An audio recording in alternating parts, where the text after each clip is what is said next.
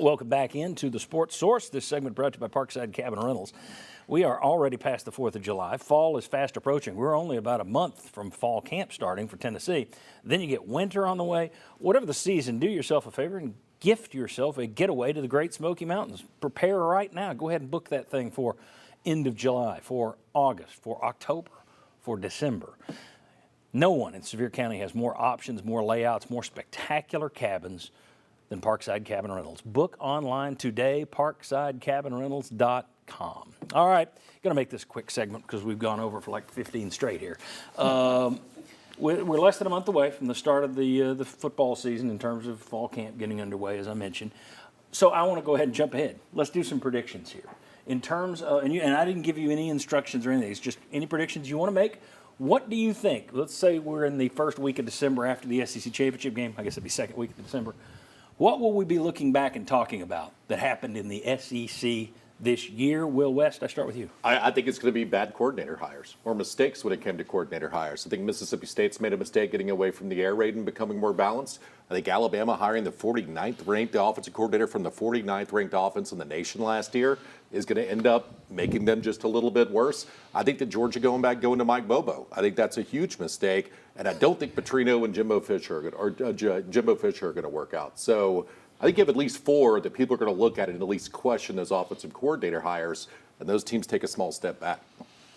I'll take the other side of the coin. I think good coordinator hires will be the story. For one, I've been sucked in by the Petrino Jimbo experiment. I think ultimately Experiment's a good word. It can blow up, or I think people forget that Petrino has not been able to call an offense with good players since like 2016.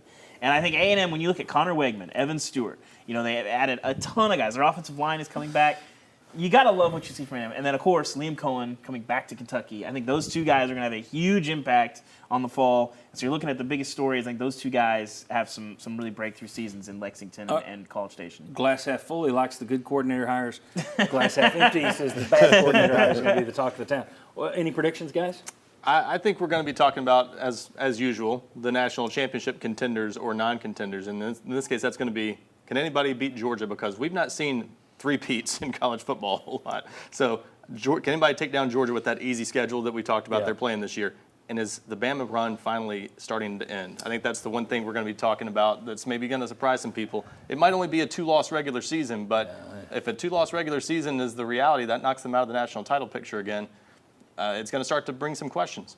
I need to set up a table saying Bama's going 9-3. Please convince me otherwise, because it's quarterback's a problem. It's not a good situation. The quarterback's on an offense. issue. The offensive coordinator's an issue. The whole offense. But I will just say, Nick Saban has had a lot of dirt kicked on him over the years. Yes. Oh, they're done. This is the end. It's passed him by, and they usually respond with an SEC or national championship or both. Now, I'll respond to that by saying the run's not over. They'll get another quarterback and they'll be fine. They're quarterback away. But I don't think this is the year. No. Vince.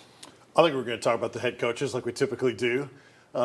Whether it's Brian Kelly having another year of success at LSU and doing things and looking more legitimate and sound than they did under Ed Ogeron and others, I think that'll be a positive.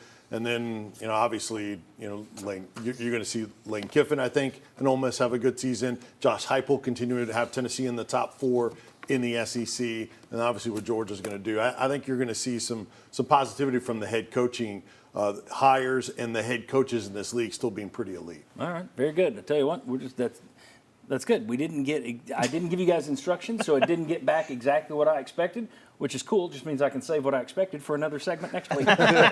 When we come back, let's talk a little bit about the baseball transfer portal. My goodness, it is spinning. Tennessee getting a lot of guys in, a lot of guys leaving too. We'll discuss when we come back.